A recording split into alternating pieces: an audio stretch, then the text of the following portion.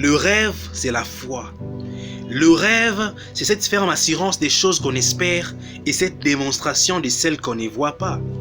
Lorsque vous observez la construction d'une maison, elle ne cesse de vous rappeler le principe de la foi. Pour bâtir une maison, il faut d'abord un plan, un rêve. Celui qui veut construire un bâtiment commence d'abord par rêver ses bâtiments. Il voit dans son esprit quelque chose qu'il voudrait voir se réaliser. Ça, c'est l'espérance. Et à partir de cette espérance, il commence à construire étape par étape en gardant son rêve, son espérance. Il peut survenir en chemin des incidents, des blocages. Les architectes vous diront que dans la réalisation, des détails peuvent changer. Mais au départ, il faut toujours un rêve, une espérance, une vision. Et s'il garde son espérance et sa détermination et sa fermeté, il finira par voir ses bâtiments naître. Qui démontre ainsi sur le terrain ce qu'il a vu en image, en rêve. Combien de gens ne savent plus rêver aujourd'hui?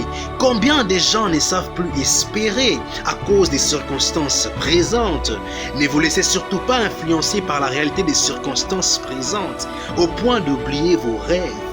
Car c'est un piège que de se focaliser sur les circonstances présentes qui vous pousse à vous préoccuper uniquement de comment vous allez résoudre tel problème, comment décanter telle autre situation.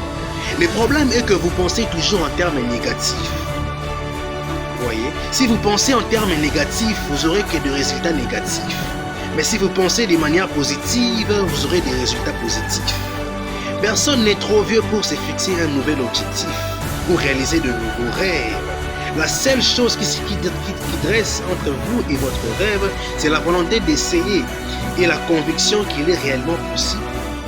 La plus grande erreur que puisse faire un homme est d'avoir peur d'en faire une. Parce que la seule chose qui puisse empêcher un rêve d'aboutir, c'est la peur d'échouer.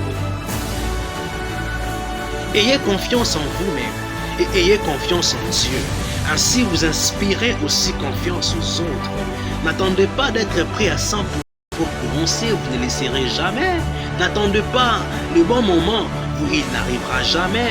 Commencez de maintenant. Des bonnes choses sont à venir sur ta route. Il ne faut simplement pas arrêter de marcher. Il ne faut pas penser à l'objectif à atteindre. Il faut seulement penser à avancer.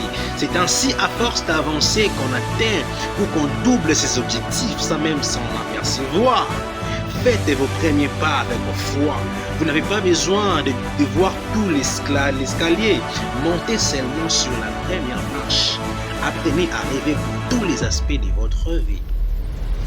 Apprenez à rêver selon les promesses de Dieu et gardez vos rêves et votre espérance.